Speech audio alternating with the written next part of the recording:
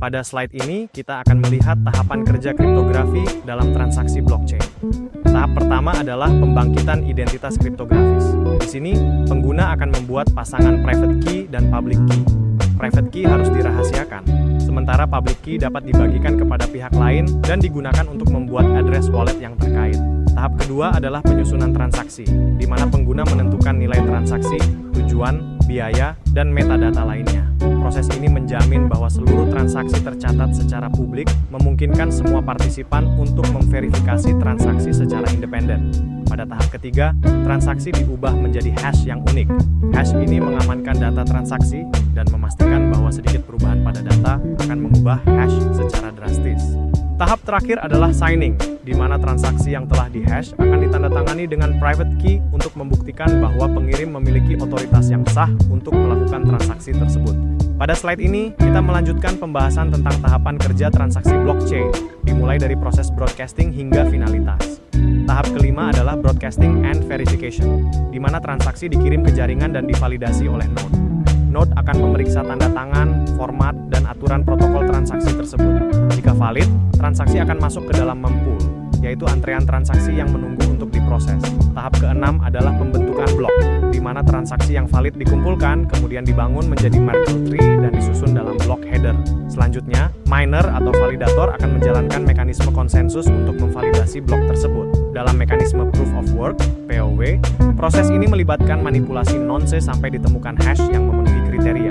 Tahap ketujuh adalah finalitas and auditabilitas, di mana setelah blok diterima jaringan, transaksi menjadi bagian dari ledger yang semakin sulit diubah.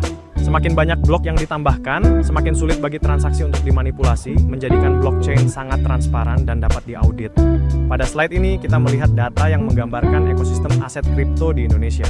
Tahun 2024, total transaksi diperkirakan mencapai 650 triliun, yang meningkat signifikan sebesar 303,991% dibandingkan dengan tahun sebelumnya, yang hanya sekitar 149,25 triliun. Adopsi aset kripto juga semakin meluas, dengan sekitar 20,21 juta pelanggan pada tahun 2024, mencerminkan tingginya minat masyarakat Indonesia terhadap kripto di berbagai sektor. Di tingkat global, Indonesia berada di peringkat ke-7 dalam Global Crypto Adoption Index 2025 versi Chainalysis, menandakan posisi Indonesia yang semakin kuat dalam adopsi kripto.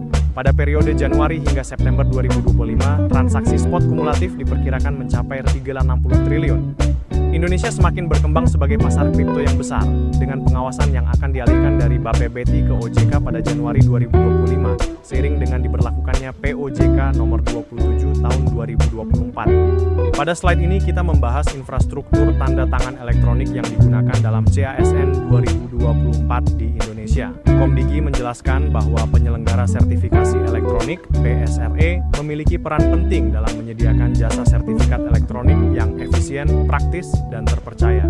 Saat ini, terdapat 11 penyelenggara PSRE resmi yang bekerja sama untuk memastikan tanda tangan digital dapat diterima dengan aman. Salah satu contoh penerapan tanda tangan digital adalah pada dokumen PDF yang ditandatangani secara digital, yang terjamin keaslian, integritas data, dan ketidakdapat disangkalan. Hal ini sama dengan tujuan tanda tangan digital pada blockchain, yaitu memastikan data yang dikirim tidak dapat berubah. Dalam skala CASN 2024, ada 1.298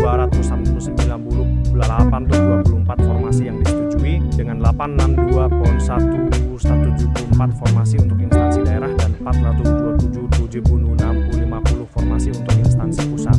Sebagai tambahan, pada 5 September 2024, BKN mengeluarkan surat resmi terkait kendala teknis Emetera yang memastikan keamanan matematis tidak cukup tanpa mempertimbangkan skalabilitas sistem. Pada slide ini, kita melihat data relevan terkait ekosistem digital di Indonesia yang penting untuk pemahaman tentang blockchain dan teknologi terkait.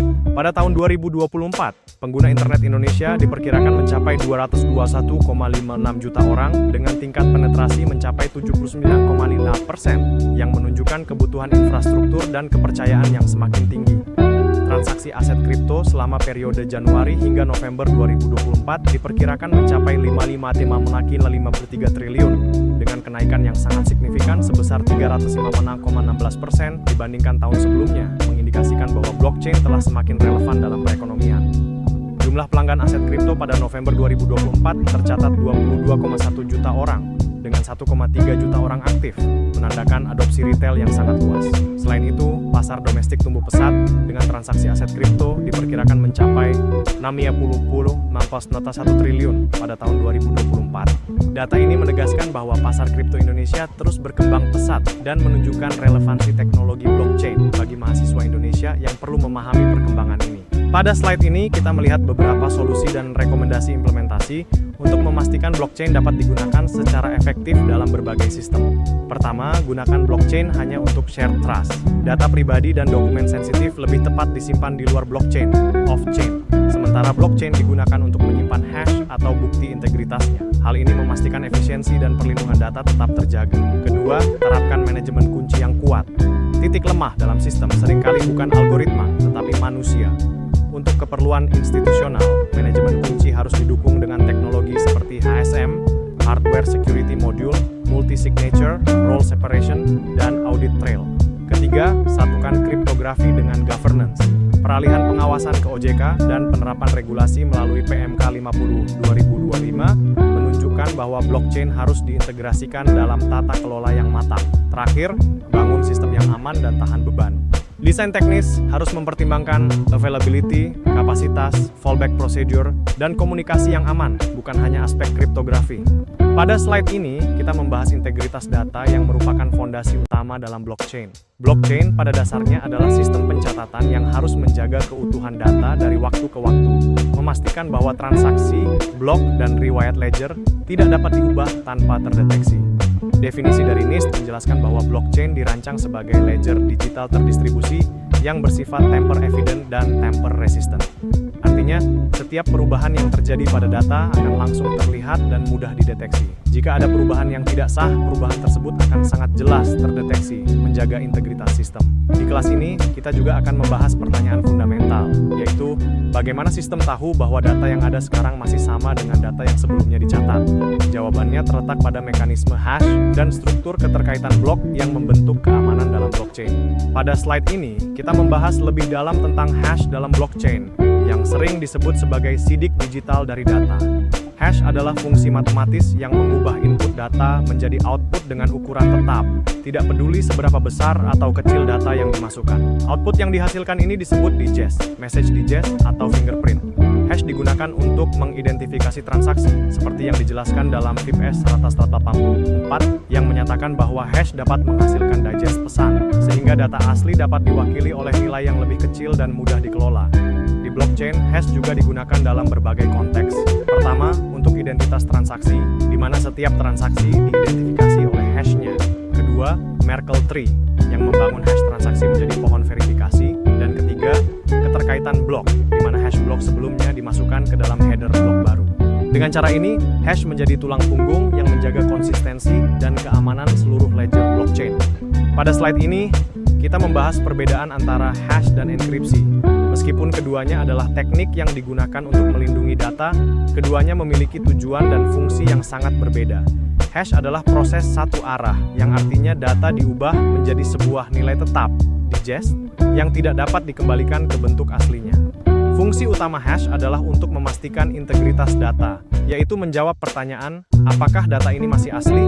Hash digunakan untuk memverifikasi bahwa data tidak diam-diam diubah setelah dicatat dalam blockchain.